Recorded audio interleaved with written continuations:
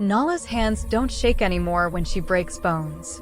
The Black Hand operative is zip-tied to a chair in the Seoul warehouse, bleeding from places that won't kill him but will make him wish for death. She needs 3 access codes. He's given her 2. The pliers in her hand catch the dim light as she reaches for his remaining fingernails. "Last chance," she says. Her voice is flat. Empty. This is what 3 years of performing hatred has done to her, turned her into the kind of person who doesn't flinch at suffering. The man spits blood. Gives her the 3rd code. She doesn't thank him. Just uploads the data to her device and puts a bullet between his eyes. Clean. Professional. The Nala who fell in love 4 years ago would have vomited. This Nala just wipes the gun and checks her phone. 1 message, midnight. Dock 7. Bring everything. It's from the man she's supposed to hate more than anyone in the world. She stares at the message for a long moment. Her reflection in the phone screen shows a stranger, hard eyes, a scar cutting through her left eyebrow from a staged beating that went too far, lips pressed into a line that used to curve into smiles. For years ago, she laughed easily. For years ago, she believed love could be simple. For years ago, she hadn't yet learned that love is the most dangerous weapon you can ever wield. If you want to see how love becomes the deadliest performance of all, stay until the end of this story. Don't forget to like and subscribe to Afro Soul Stories for more tales where cultures collide and hearts break beautifully. 3 years ago, Nala Okonkwo and Park Jae-Hyun made a choice that would destroy them both. They would pretend their love had curdled into hatred so vicious, so convincing, that even Park Dong-min, the most paranoid crime lord in East Asia, would believe it. Park Dong-min runs the Ivory Serpent, a syndicate that has financed everything from weapons trafficking to human slavery across 3 continents. He's killed 3 of his own brothers for perceived betrayal. He had Jae-Hyun's mother executed when his son was 16, forcing the boy to watch the video on repeat as necessary education. He financed the trafficking ring that took Nala's 12-year-old sister Amara 6 years ago. And he's been watching Nala and Jae-Hyun's blood feud unfold for 3 years, studying every interaction, every staged beating, every public humiliation, waiting to see if it's real. Because Park Dong-min discovered their relationship 4 years ago, before they even knew they'd been compromised. The entire performance has been his test of his son's loyalty. He wants to know if Jae-Hyun can truly destroy what he loves, if his son has finally learned that love is weakness and loyalty to family, to the syndicate, is all that matters. And Nala and Jae-Hyun don't know he knows. They think they're the ones running the con. They think their performance is perfect. They think 3 years of meticulous deception has bought them the access they need to dismantle the Ivory Serpent from the inside. They have no idea they've been dancing in a trap the entire time. The dock is abandoned when Nala arrives at 11:47 p.m., her motorcycle's engine cutting through Seoul's night rain. The Han River stretches black and infinite beyond the warehouses. Jae-Hyun's convoy is already there, 3 black SUVs arranged in a semicircle, headlights creating a makeshift arena that turns the rain into curtains of silver. He steps out slowly, flanked by 6 guards. Even from 50 meters away, Nala can read his body language, the careful way he holds his shoulders, the deliberate placement of his feet, the mask of controlled disgust that he's worn for so long she sometimes wonders if it's become his real face. They haven't been alone in 3 years. Every interaction has been surveilled, coded, weaponized. Every touch has been violence. Every word has been venom with honey hidden at its center, messages encoded in insults, love letters disguised as threats. Nala kills her engine. Steps off the bike. Lets the rain soak through her leather jacket. She's wearing her sister's bracelet, the one that doubles as a data transfer device, the one that's carried 3 years of accumulated evidence against Park Dong-min through dozens of dead drops and encrypted uploads. Still playing spy, African girl? Jae-Hyun's voice carries across the space, dripping with contempt that makes Nala's stomach turn even though she knows it's performance. He's performed it so many times that the contempt sounds real now, sounds natural, and that's what terrifies her most. Did you actually think your primitive hacking would go unnoticed forever? The word primitive lands like a slap. They'd agreed on it 3 years ago. Use the racism, use the ugliness, make it so vicious that no one would ever suspect the truth. But hearing it still cuts. Every single time. Nala forces herself to sneer. She's practiced this expression in mirrors until her face aches. And you Koreans still hide behind your father's names like children who never learned to stand on their own feet. Come closer, golden boy. Let me show you what primitive looks like when it's putting you in the ground. They begin to circle each other. To anyone watching, and someone is always watching, it's predatory. Hostile. Two people who want nothing more than to see the other bleed. But Nala knows the pattern. Knows it in her bones, in her muscle memory, in the place where love lives even when you're pretending it's dead. Jae-Hyun touches his left ear twice. 7 surveillance points active. Audio and video. His father's people are watching, and probably the Black Hand too, the weapons syndicate that's been trying to poach Nala for months, that sees her as a free agent they can buy. Nala shifts her weight to her right foot. Black Hand operative watching from the southeast, roughly 200 meters, probably on top of the warehouse with the corrugated roof. She clocked him on her approach. Jae-Hyun adjusts his collar.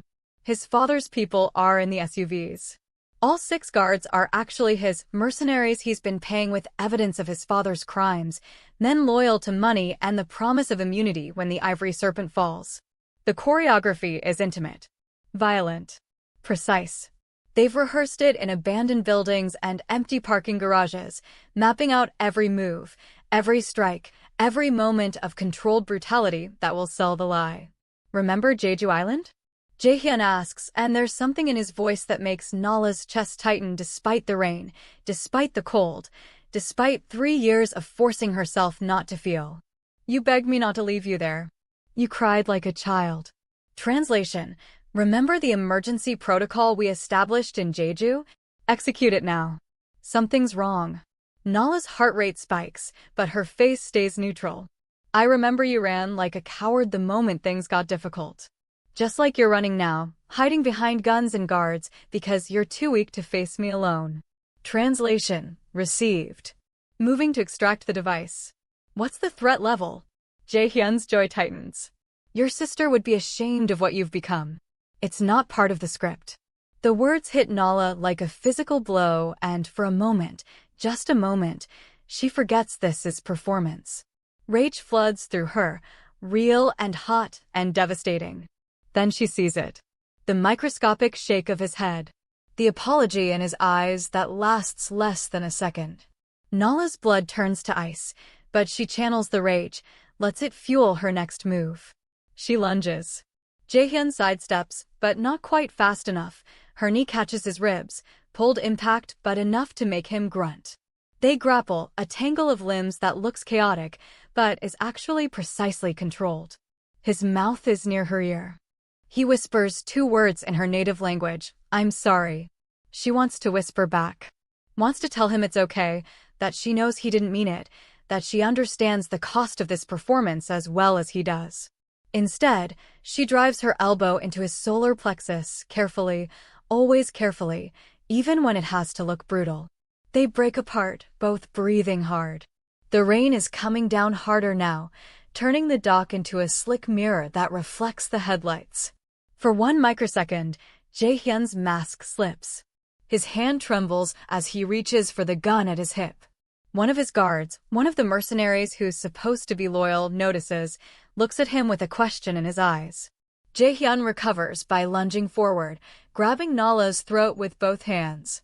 His grip is careful, calculated, fingers positioned to look brutal without crushing her windpipe, but to the cameras it's vicious. It's the grip of a man who wants to watch someone die slowly. Nala claws at his hands.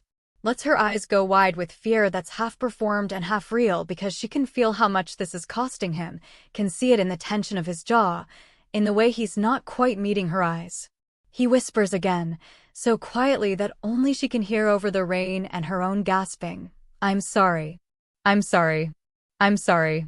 3 apologies. 3 years of this. 3 years of hurting each other for an audience, of becoming the monsters they're pretending to be. Nala's knee comes up, catches him in the ribs, pulled, not full force, but enough to sell it.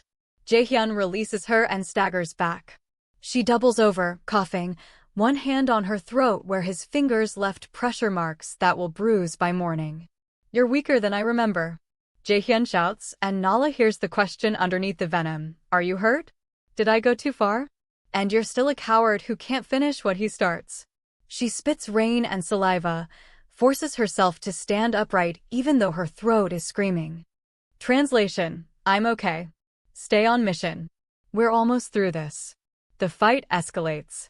They move through the choreography they've practiced 100 times. Nala dodges. Jae-Hyun pursues. She leads him toward the container where the device is hidden. His guards fan out, creating a perimeter that looks like containment, but is actually protection. They move like partners who've trained together for years, which is exactly what they are. Too synchronized. Too perfect. That's always been the risk, that their intimacy would show through the violence, that someone would see how well they know each other's bodies and realize this isn't hatred at all. Nala disarms one of the guards, one of Jae-Hyun's mercenaries, part of the plan, and has a clear shot at Jae-Hyun's head. Point-blank range.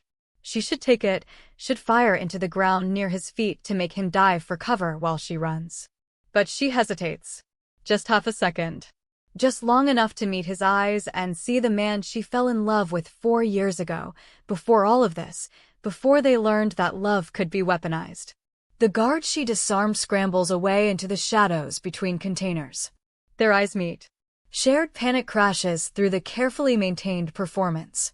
That guard saw the hesitation. Saw her fail to take the shot. Saw the moment of humanity in what's supposed to be inhuman hatred. If he reports it to Park Dong-min, everything unravels. Jae-Hyun immediately overcompensates. His face goes cold, genuinely cold, and he grabs Nala by her jacket and throws her, harder than they've ever practiced, harder than he's ever touched her in 3 years of staged violence. Nala crashes into a shipping container. The impact drives the air from her lungs in a painful whoosh. Her head snaps back and connects with metal. Stars explode across her vision. Blood from a real cut above her eyebrow streams down her face, mixing with rain, turning everything red. Pain. Real pain. Not the controlled, pulled strikes they've perfected. This is what happens when fear makes you forget to hold back. "You're weaker than I remember." Jae-Hyun shouts again, and this time Nala hears the desperation underneath. "Are you hurt? Are you okay? Did I just break you?" She can barely breathe. Her ribs are screaming. But she forces herself to her feet, uses the container for support, and spits blood onto the wet concrete. "And you're still a coward who can't finish what he starts." The words come out rougher than intended, pain making her voice crack. Translation: I'm okay. I'm okay. Stay on mission. We can't stop now. From the shadows, she hears it, a voice on a radio, speaking English with a Russian accent. The hostility appears genuine. The woman might be turned. Prepare the offer. The Black Hand. They're here. They're watching. And they think Nala's hatred is real enough that she might betray Jae-Hyun for the right price. Good. That's exactly what they need them to think. Nala stumbles toward the hidden container, playing up her injuries. Jae-Hyun follows, moving like a predator stalking wounded prey. When she reaches the container, she drops to her knees, half performance, half genuine exhaustion, and pulls out the encrypted device. It's small, unassuming, a hard drive that looks like it could hold someone's family photos. Instead, it holds 3 years of accumulated evidence against Park Dong-min, bank records, transaction histories, shipping manifests, communications, photographs, video files, audio recordings. The complete financial network of the Ivory Serpent, enough to dismantle his empire and implicate 40 government officials across 12 countries. Enough to trigger the largest international criminal investigation in history. Enough to avenge Jae-Hyun's mother. Enough to avenge Nala's sister. Enough to finally end this. Jae-Hyun is defeated now, on his knees in the rain, blood on his knuckles where he punched concrete to make the pain feel real enough to override the guilt of throwing her so hard. His head is bowed. To anyone watching, he looks broken. Nala approaches him slowly. Stands over him. grabs his hair and yanks his head back, gentle, always gentle, even when it has to look vicious. She leans close, her mouth near his ear, and speaks loud enough for the surveillance to pick up. Your father sends his regards. He wants you to know, the Okonkwo girl never forgot. Amara's death will be repaid in full. Starting with you. Something breaks in Jae-Hyun's eyes. Real emotion flooding through the cracks in his performance. He slams his fist into the concrete dock again, harder this time, hard enough that Nala hears bone crack. He screams in Korean, words she's learned to understand over 4 years. How dare you speak his name? How dare you? His voice cracks on the last word. It's the only honest sound he's made all night. The sound of a man who's been performing cruelty for so long he's forgotten where the performance ends and reality begins. Nala releases his hair, steps back, turns away before her own mask can crack, before she can drop to her knees beside him and take his bleeding hand in hers and tell him she's sorry, so sorry, that this is almost over. She walks away through the rain. A single tear tracks down her face, mixing with blood and water. She doesn't wipe it away, can't risk breaking character, can't risk the cameras seeing her falter. Behind her, Jae-Hyun remains on his knees. His guards close in around him, blocking him from view. In that brief moment of cover, he whispers 3 words in her language, words she taught him in their first month together, words that mean everything. I love you. His guards pretend not to hear. They're good at that. They've been pretending not to see the truth for 3 years. Nala's safe house is a studio apartment in Seoul's Giro district, the kind of place where nobody asks questions and the landlord takes cash and doesn't keep records. She lets herself in, locks 3 deadbolts, checks the surveillance monitors she's hidden in the walls. Clear. For now. She finally allows herself to break. Stumbles to the bathroom, grips the sink, and stares at her reflection. The cut above her eyebrow needs stitches, but she'll use butterfly bandages instead. Her throat is already bruising, 5 distinct finger marks blooming purple against her dark skin. Her ribs ache with every breath. This is what 3 years of love looks like when you have to perform hatred. She opens the hidden panel behind the bathroom mirror. Inside, photos of Amara at 12, smiling in her school uniform. News clippings about the trafficking ring, clinical language about recovered victims, and international cooperation that never mentions her sister by name. A burner phone with 1 contact saved under the name Father. The phone rings. Nala stares at it for 3 seconds. 4. 5. She knows she shouldn't answer. Park Dong-min only calls when he wants something, and what he wants is usually blood. She answers anyway. Nala, my dear. Park Dong-min's voice is warm, paternal, everything a father's voice should be, and nothing like what a monster should sound like. I know my son has hurt you terribly. I saw the footage from tonight. That must have been difficult for you. He saw it. He's already reviewed the surveillance. Which means he's already analyzing every frame, every micro-expression, every moment where their masks might have slipped. What do you want? Nala keeps her voice flat. Direct. I appreciate that quality in you. Park Dong-min sounds pleased. I'm prepared to offer you something my son never could, family. Real family. Loyalty that doesn't fracture the moment things become difficult. Kill Jae-Hyun for me, and I'll give you every name in the trafficking network that took your sister. Every person involved. Every cent they profited. Complete justice. Nala's hand tightens on the phone. Why would you ask me to kill your own son? Because I need to know if he's truly mine. I've invested 31 years in that boy, Nala. 31 years of education, of guidance, of teaching him what it means to be strong. But I've begun to suspect he's weak. That he inherited his mother's softness. Her misplaced compassion. Park's voice goes cold. And if he isn't mine, if he can't be what I need him to be, then I need someone strong enough to do what I cannot. You have 48 hours to decide. The line goes dead. Nala sits in the dark, phone still pressed to her ear, listening to silence. She allows herself 5 seconds of fantasy. Actually killing Jae-Hyun. Driving a knife between his ribs. Pulling the trigger. Ending 3 years of torture, 3 years of performing hatred, 3 years of watching the man she loves destroy himself piece by piece for a mission that might fail anyway. Getting real answers about Amara. Finding everyone responsible. Making them pay. The fantasy terrifies her because for those 5 seconds, it feels like relief. Her personal phone buzzes. Different phone, different number, the one only Jae-Hyun has.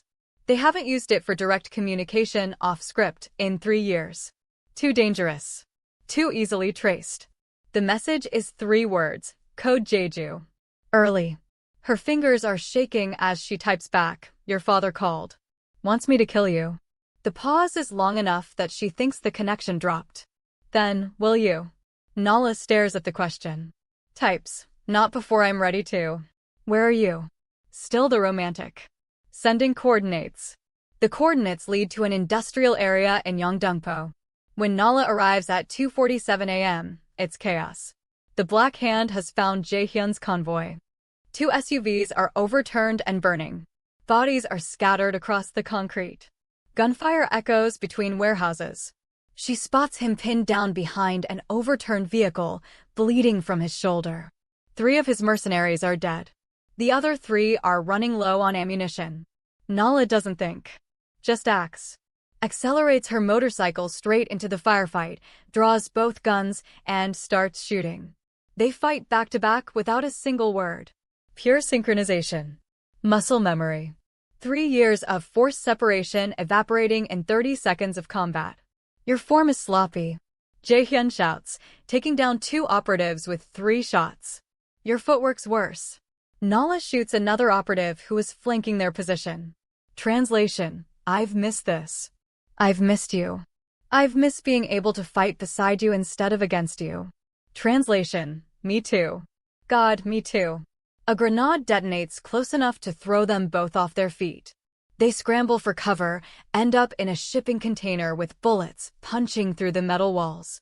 Inches apart. Both breathing hard. Rain hammering on the roof. 3 years of distance between them, and now they're close enough that Nala can see the scar above his left eyebrow from the first staged beating. The one 2 years ago that went too far because his father was watching and Jae-Hyun had to make it convincing. Close enough to see the shadows under his eyes. Close enough to smell gunpowder and blood and the cologne he's worn since the day they met. Jae-Hyun reaches for her face. His hand hovers in the space between them, trembling. He stops himself. Does this feel real to you anymore? He asks in her language. His pronunciation is broken but sincere, shaped by 3 years of secret study. Too real, she answers in his language, words she's practiced until they feel natural. They don't kiss. The restraint is agonizing. The mission isn't over. Park Dong-min is still watching. The surveillance is still active. 1 moment of weakness and 3 years of performance collapses. But God, she wants to close that distance and taste his mouth and feel something other than hatred and violence and the performance of cruelty. Instead, she checks her gun. Reloads. We move in 30 seconds. North exit. My bike can carry both of us. Your ribs are broken. Bruised. And we don't have a choice. They fight their way out. Nala takes a bullet meant for Jae-Hyun. The vest stops it, but the impact cracks something, definitely a rib this time. She goes down hard. Can't breathe. Can't move. Jae-Hyun loses all composure completely. Drops the act. Drops his gun. Falls to his knees beside her, cradles her head, speaks in panicked Korean that tumbles out too fast. Hospital. Now. Please. I can't lose you. Not like this. Not when we're so close. Stay in character, Nala gasps, grabbing his collar with bloody hands. The Black Hand has eyes everywhere. If they see. I don't care. His voice breaks. You're bleeding and I can't keep pretending when you're. Then we've already lost. She forces the words out through the pain. 3 years, Jae-Hyun. We've come too far. Your father is testing us. This is the test. Stay. In. Character. She watches him fight for control. Watches the mask slide back into place even though it's cracking at the edges, even though his hands are still shaking as he forces himself to grab her roughly instead of gently. He drags her to her motorcycle. throws her onto it with violence that looks brutal, but is actually carefully controlled. Whispers, "I'm sorry," 50 times in the 30 seconds it takes to escape. They make it to her safe house. Barely. She patches her wound with hands that won't stop shaking. He paces like a caged animal, blood drying on his shoulder, his knuckles, his face. 3 years of performance finally fracturing. "Your sister's been dead for 6 years, Nala." The words explode out of him. 6 years. When does this end? When does the revenge become enough? When we're both dead too. When your father pays, she screams back. Pain makes her voice raw. When I have proof that he's finished, that he can't hurt anyone else, that Amara's death meant something. You have proof. We have mountains of evidence. Financial records, communications, everything we need to bury him. What you don't have is revenge that will bring her back. And what do you have, Jae-Hyun? Nala's voice goes cold. Vicious. A dead mother you couldn't save? A father you're too afraid to kill yourself? At least I'm trying to make my sister's death mean something. What are you doing besides hiding behind our mission? The silence is devastating. She sees the moment the words land. Sees them cut through him like the knife she used on the Black Hand operative earlier. Sees his face crumple before he can stop it. I did this because I love you, he says quietly. I thought if we destroyed him together, we could both be free. But you're not doing this for freedom, Nala. You're doing this to die with purpose.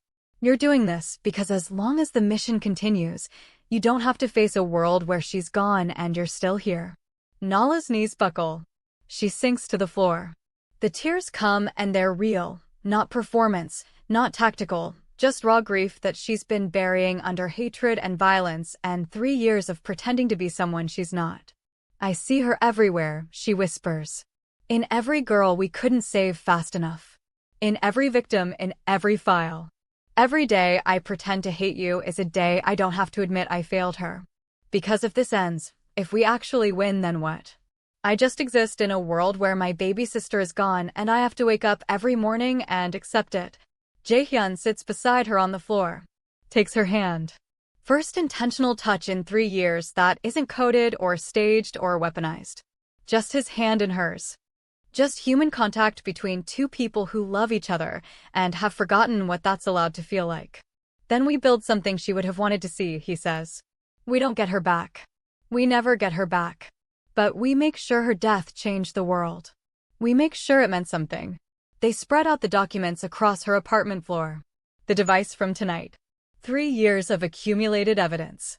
Bank statements. Wire transfers. Shipping manifests. Photographs of Park Dong-min with government officials, with weapons dealers, with the heads of trafficking networks across 3 continents. The plan takes shape between them, built from pieces they've been assembling for years. Park Dong-min arrives in Seoul tomorrow for a meeting with the Black Hand. He's brokering a deal, access to East African trafficking routes in exchange for weapons. The Black Hand will try to eliminate him during the exchange, take control of his network and his routes. Nala and Jae-Hyun will use that chaos. While the Black Hand and the Ivory Serpent are destroying each other, they'll upload the device's contents to Interpol, the International Criminal Court, and every major news organization simultaneously. 40 government officials exposed. 12 countries implicated. The entire network dismantled in one coordinated strike. The problem: Park Dong-min has a kill switch built into his operation. A dead man's trigger. If his heart stops, 200 people die. Witnesses in protective custody, informants, people who've betrayed the Ivory Serpent over the years. Insurance against assassination. They need him alive long enough to disable it. Which means they need to get close. Which means one final performance. I have to betray you to him, Nala says. One last time. Convince him the test worked, that I actually want to kill you. Only then will he feel safe enough to disable the kill switch.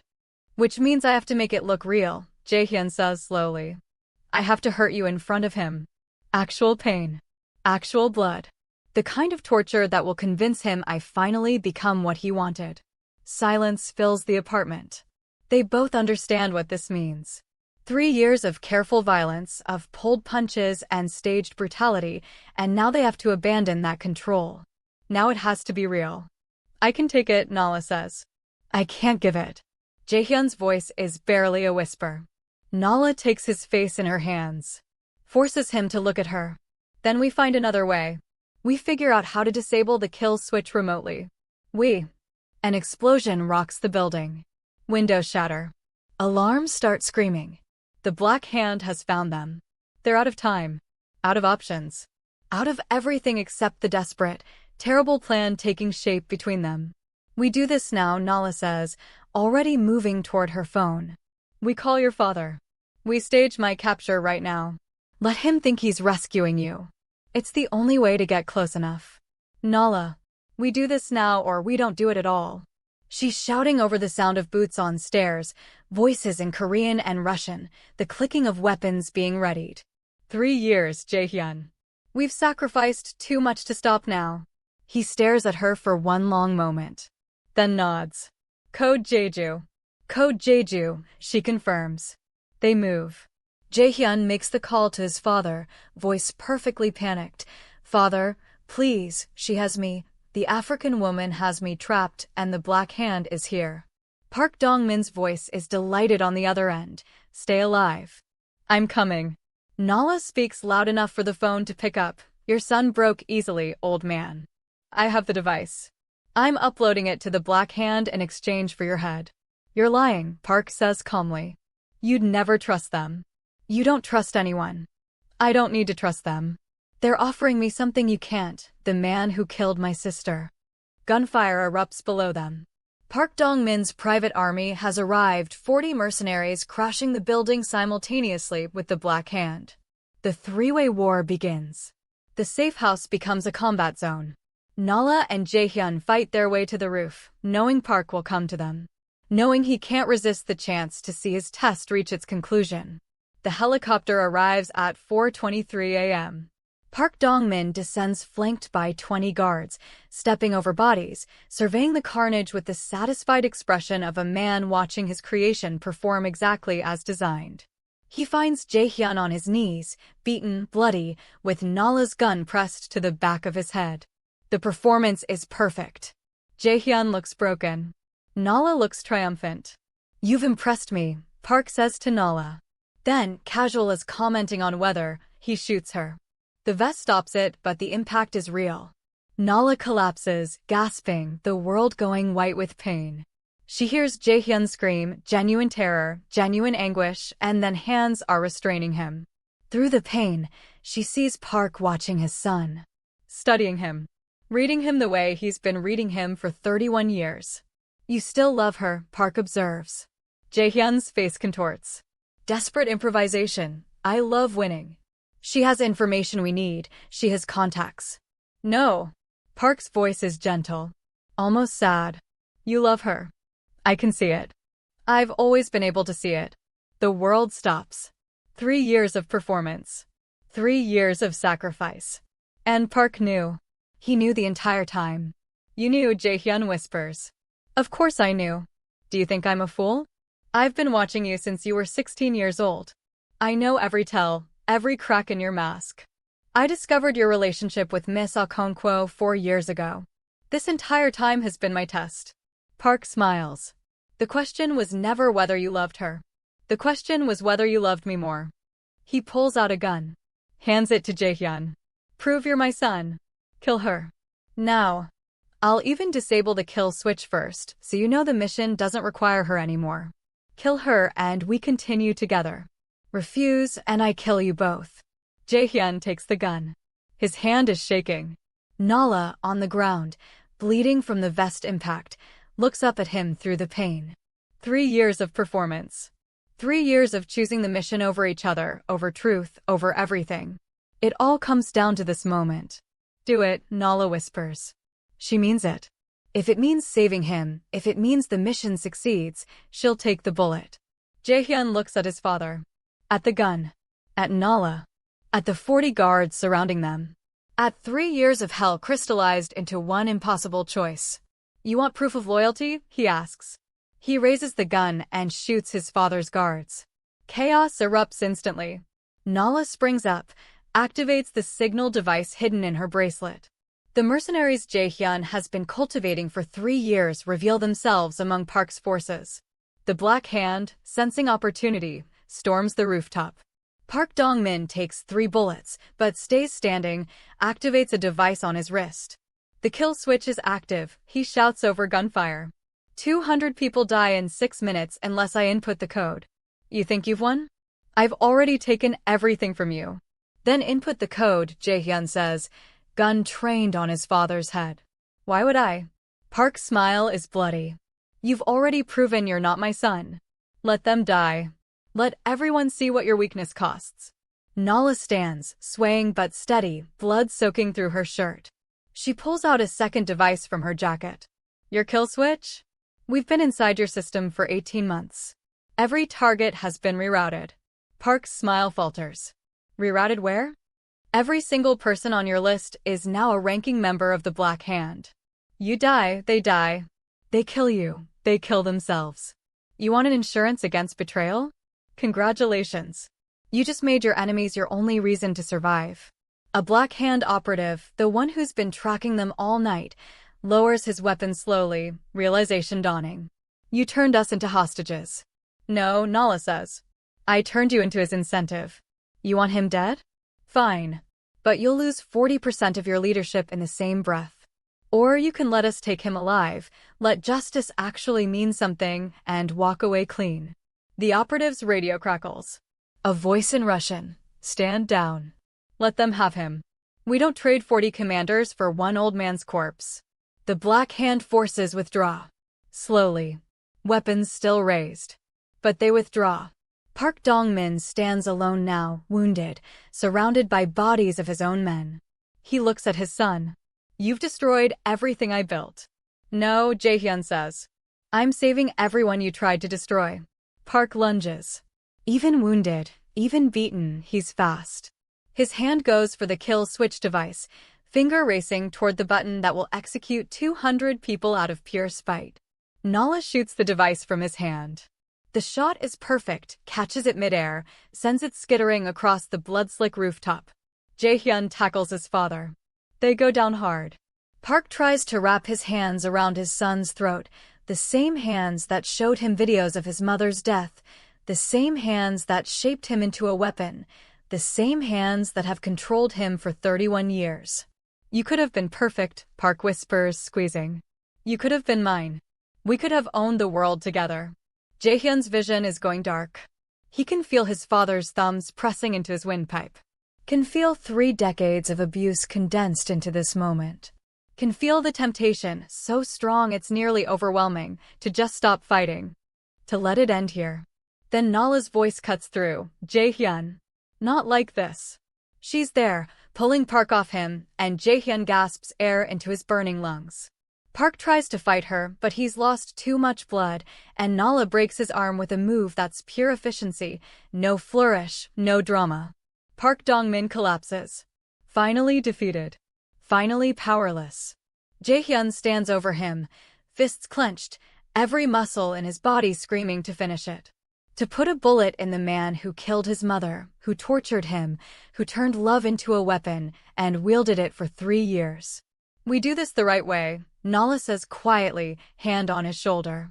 We let him stand trial. We let the world see what he is. We don't become him. Jae-Hyun looks at her.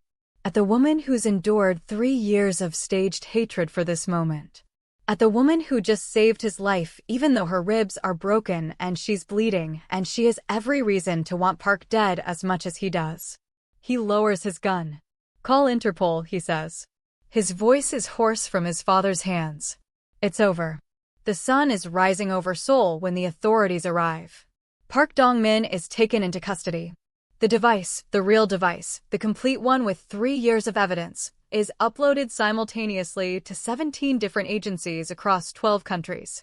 Within hours, the arrests begin. Government officials, weapons dealers, the heads of trafficking networks, 40 coordinated raids across 3 continents. The Ivory Serpent doesn't just fall, it's systematically dismantled, every piece, every connection, every source of power.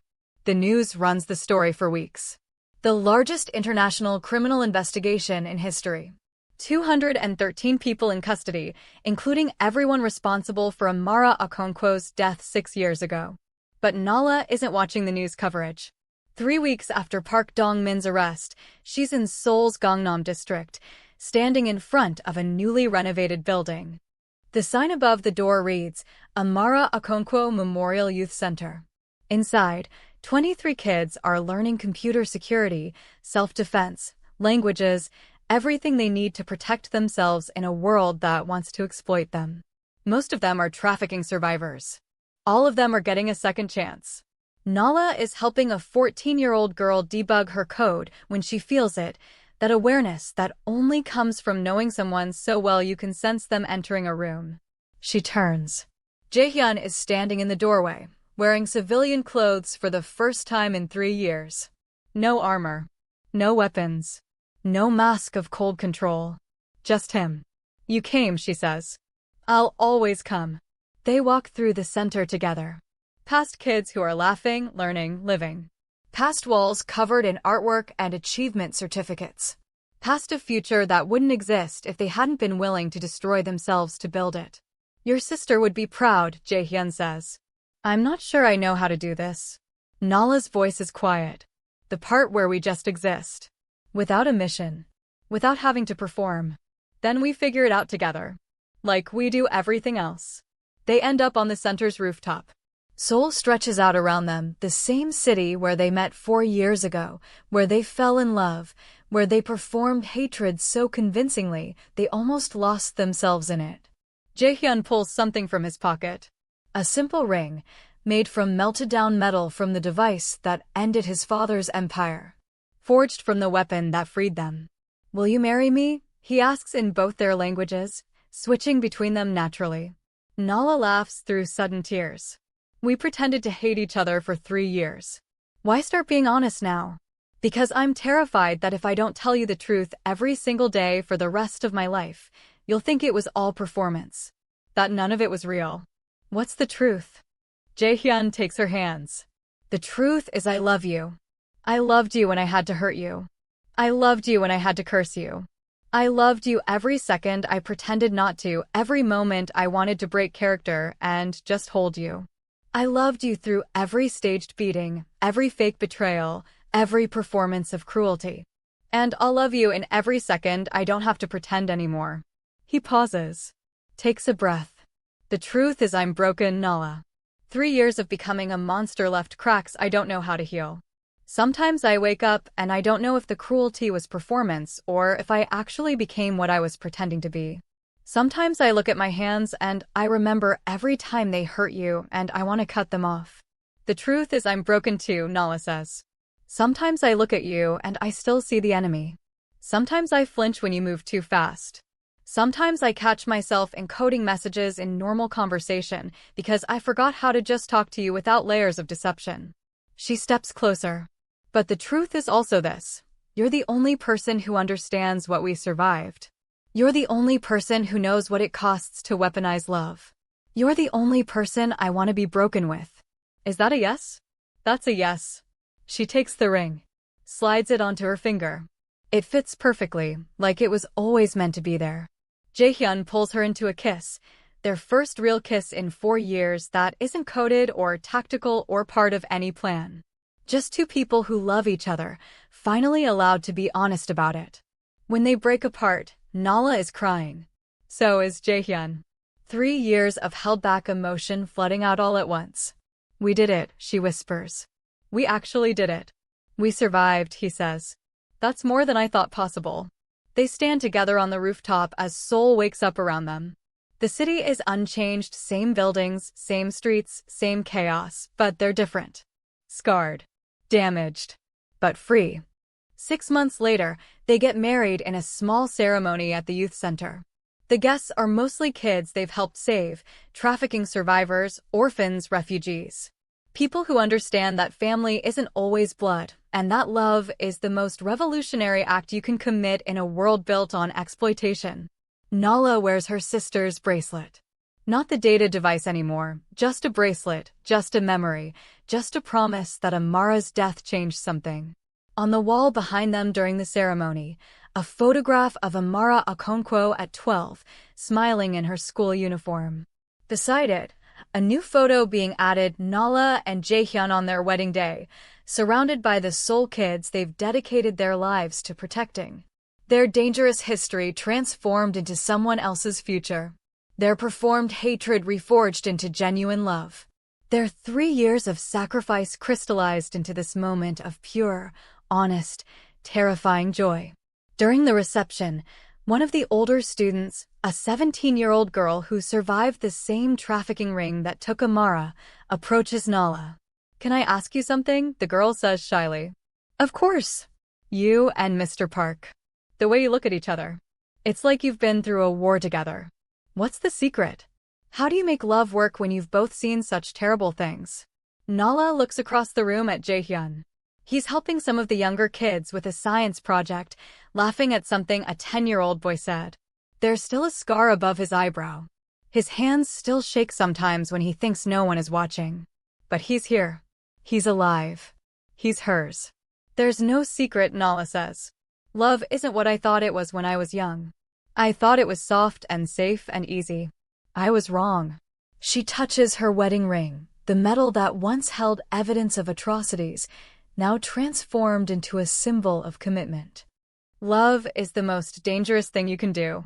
Because when you love someone enough to become unrecognizable for them, when you're willing to break yourself to save them, when you're willing to perform hatred so convincing you almost believe it yourself, that's when you learn that love isn't the absence of violence.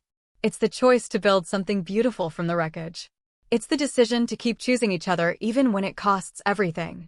Especially when it costs everything. The girl thinks about this. Was it worth it? The cost? Nala looks at the youth center around her. At the kids who are safe because she and Jae-Hyun were willing to sacrifice 3 years of their lives. At the trafficking networks that no longer exist. At the mothers who won't lose their daughters the way her mother lost Amara. At Jae-Hyun, who's looking back at her now across the room with an expression that says, "I'd do it all again. Every second. Every sacrifice. For this. For you. For us." "Yes," Nala says. "It was worth it." That night, after the wedding guests have left and the youth center is quiet, Nala and Jae-Hyun stand on the rooftop one more time. The same rooftop where he proposed. The same city where they performed their elaborate deception. "Do you ever miss it?" Jae-Hyun asks. "The mission. The clarity of having an enemy to fight." "Sometimes," Nala admits. "Sometimes I wake up and think we need to check the surveillance feeds or update the coded messages. Sometimes I catch myself treating normal conversation like a performance." "Me too. Sometimes I start to reach for you and then stop because for 3 years, touching you meant violence." They're quiet for a moment. Then Nala says, "But I don't miss the person I had to become. I don't miss the version of myself who could break bones without shaking. I don't miss looking at you and having to pretend I felt anything other than love. I don't miss that either." Jae-Hyun pulls her closer. "I don't miss the fear that the performance would become reality. That I'd actually become what my father wanted me to be." "Did we?" Nala asks quietly. "Become what we were pretending to be?" It's the question they've both been avoiding. The fear that lives underneath everything else, that 3 years of performed cruelty changed them fundamentally, that they can never be who they were before, that the masks they wore for so long fused to their faces. "I don't know," Jae-Hyun says honestly. "Maybe we did. Maybe we became something different entirely. Maybe that's what survival looks like. You don't go back to who you were, you just keep moving forward as whoever you've become." "And who have we become?" He thinks about it. People who know that love requires courage. People who understand that justice costs something. People who are willing to pay that cost. He kisses her forehead. People who survived. People who survived, Nala echoes. They stand together in the Seoul night, 2 people who weaponized their love and somehow managed to keep it alive through 3 years of performance. 2 people who know exactly how much it costs to build something good in a world determined to destroy it. Behind them, through the youth center windows, they can see kids sleeping safely. Kids who will wake up tomorrow to learn and grow and live lives their traffickers never wanted them to have. In front of them, Seoul stretches out infinite and unknowable, a future they get to build together, honestly, without deception or codes or staged violence. And between them, In the space where 3 years of performed hatred tried and failed to kill what they felt, love survives. Scarred, damaged, transformed, but alive. Finally, truthfully, dangerously alive. If this story gripped you, if you felt every moment of their 3-year performance, hit that like button right now. Subscribe to Afro Soul Stories for more tales where cultures collide, hearts break, and love becomes the ultimate act of revolution. Drop a comment telling us which moment hit hardest. Was it the rooftop confrontation? The final betrayal? The moment they finally stopped pretending? We read every comment. New stories drop every week, each one exploring what happens when love crosses borders, breaks rules, and refuses to die even when it's weaponized. Don't just watch, become part of the Afro Soul community. Because these aren't just stories. They're reminders that love is the most dangerous, most powerful thing we can ever choose to do. See you in the next one.